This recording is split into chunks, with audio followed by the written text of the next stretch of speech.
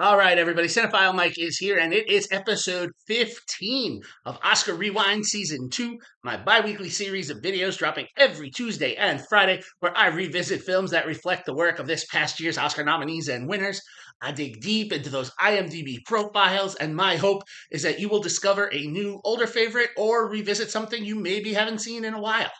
As always, I'll be discussing the Oscar connection, awards history for the film, box office information, critical response, and as always, these reviews are spoiler free. So before we jump in, as we always do, please do me a favor, click that subscribe button. You definitely want to be a part of all the cinematic goodness here, especially today's film, which is a nice, solid one. We are wrapping up today with Best Picture month and a half. Because we've been doing this for March and April. I've been trying to look at as many of the producers nominated for Best Picture this past year and to hit at least each film once. And today we wrap with the Best Picture nominee that received the most nominations this season, divisive as it was, Emilia Perez. To recognize this film, today I talk about UGC Distribution and BIM Distribution's A Prophet. Written by the film's director Jacques Audiard, along with Thomas Bidegain, based on the original screenplay by Abdel Ralph Daufrey and Nicolas Parfalit, the film was released in early 2010 after its debut at Cannes in the summer of 2009. Now, by the end of its theatrical run, Profit made $2,087,720 at the domestic box office and an additional $15,785,971 at the international box office for a worldwide take of $17,873,691.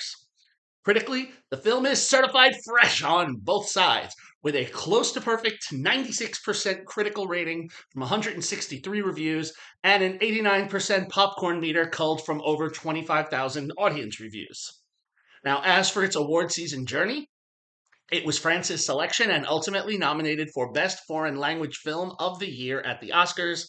Some other notable nods or wins from its over 100 recognitions, nods and wins, it was winning Best Foreign or Film Not in the English Language at the BAFTAs, the British Independent Film Awards, and by the National Board of Review. Nominations for Best Foreign Film at the Golden Globes and the Independent Spirit Awards, and it won 9 of its 13 nominations at the César Awards, France's version of the Oscars, including wins for Best Film, Best Director, Best Original Screenplay, Best Supporting Actor for Niels Aarstrup, and both the Best Actor and Most Promising Actor, 2 different awards for Tahar Rahim, in addition to several technical wins. And it was a Palme d'Or nominee and Grand Jury Prize winner at Cannes. So how is it connected to Emilia Perez? Well, you may have heard me say the name, Jacques Audiard. That was Emilia Perez's writer, director, producer, and one of the songwriters.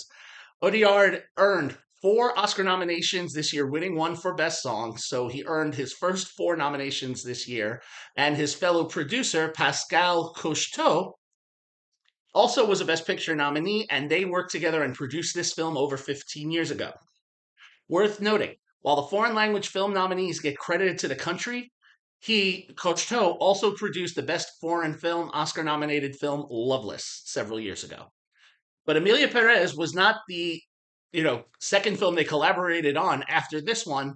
The two also worked together on Dupin, The Sisters Brothers, Rust and Bone, and The Beat That My Heart Skipped, which was actually their first collaboration, but I couldn't find it, so I went with number 2, which is A Prophet.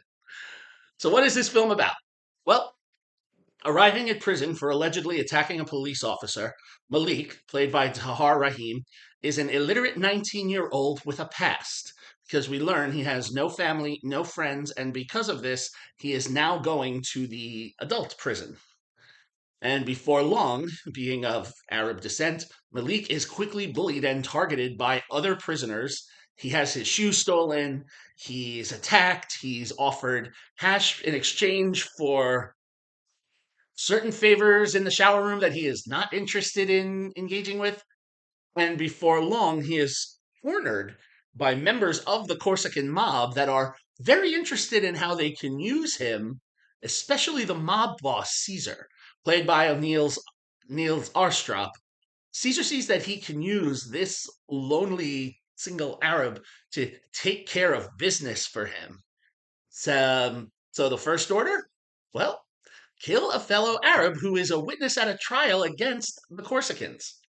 And if Malik doesn't kill him, the mob will kill Malik. Scared of this, Malik attempts to raise the alarm, speak to the guards, but he quickly learns the guards, the warden, they don't run this prison. The Corsican mob does.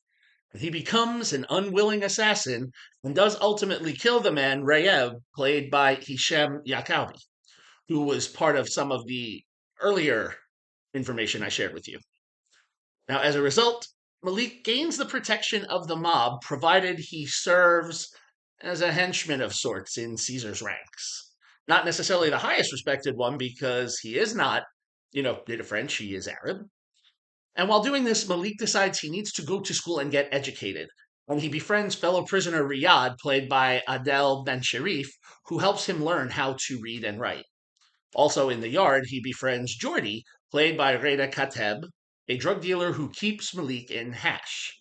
So now Malik is playing both sides with his fellow Arabs and with the Corsicans. Now Riyad is ill with cancer, so he's granted an early release, and Malik, being a model prisoner at Caesar's behest, is granted day-long furloughs. Now this was Caesar's plan, because if Malik can go out during the day, he can take care of Caesar's business. But Malik is also starting to look out for himself, so he, separate from the Corsicans, begins a drug ring using Jordi's contacts on the outside and Riyad helping on the outside. So the three of them, Jordi, Riyad, and Malik, form a different crew.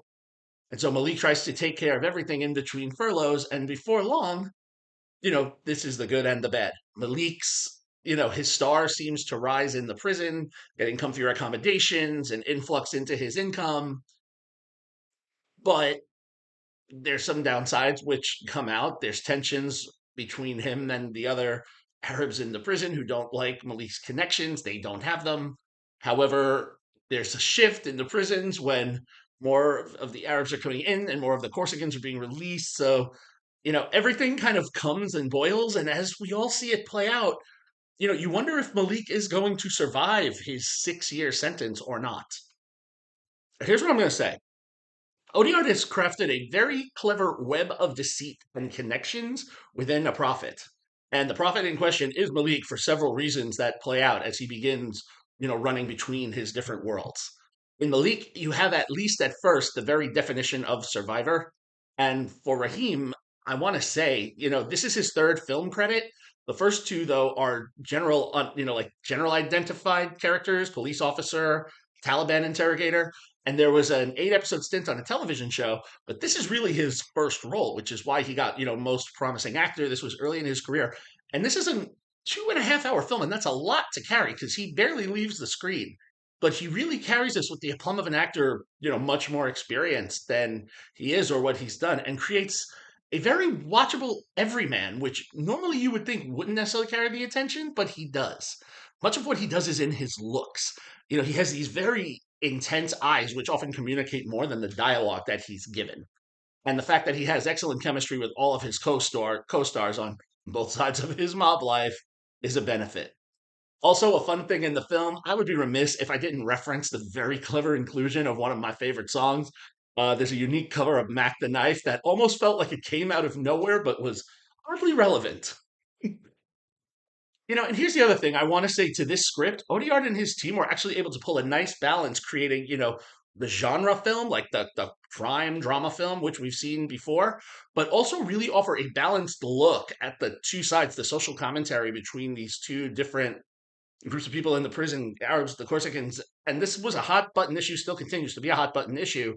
But the nice thing was, I didn't feel that one was portrayed better than the other, or stronger or weaker than the other, or one worse than the other. Both were given just enough light to show how dark they can go. So I felt the balance really worked. It didn't seem that way at first, but when it happens, yes. Now, could the film have been a little bit shorter? Yes. There were a few subplots that were added, and while I will say they all get resolved, they all pretty much get resolved. They didn't add to the story. They have a little bit of a purpose, but, at least, while superfluous, at least Audiard cleaned up every little hole, which is much better than the muddied mess. I apologize for getting back on this soapbox, but I feel I can't talk about this film without thinking about Emilia Perez, but that one was a miss. And a whole jumble. I know we're not talking about it, but Emilia Perez was the first Audiard film I saw. So the fact that that was my first introduction to him, I wasn't too quick to jump into the water. But having seen A Prophet and being much more impressed with this one, I actually do now want to go see some of the work that he's done. And especially working with Cocheteau, his producing partner, they have a really solid film here. And I can only hope that the other collaborations are as strong. Look, I know many of us were not Amelia Perez fans out there. It took some clever swings that it attempted, missed. I hope after this pair comes back with something just as strong, excuse the pun, a prophet-like comeback. For me, A Prophet is a solid four-star film. If you would like to see A Prophet, it is currently available for digital rental or purchase on most platforms, but there's no streaming information as of this recording and posting. Alrighty then. So there we have it. That is the end of Best Picture month and a half. And next, I'm going to be getting to all of the actors that were recognized this year. Well, most. There's a couple that I'm going to be saving for some special episodes of Rewind later this season. But when you join me again, I will still be in Emilia Perez land. So, as always, if you like what you heard here, please make sure you click that subscribe button, like and share the video, and get more into the conversation. As always, you can follow me, Cinephile Mike, on all social media platforms and on Letterboxd, and find lots of great additional content on my website, cinephilemike.com. Happy watching, everyone, and until next time, this is Cinephile Mike saying take a break and watch something new.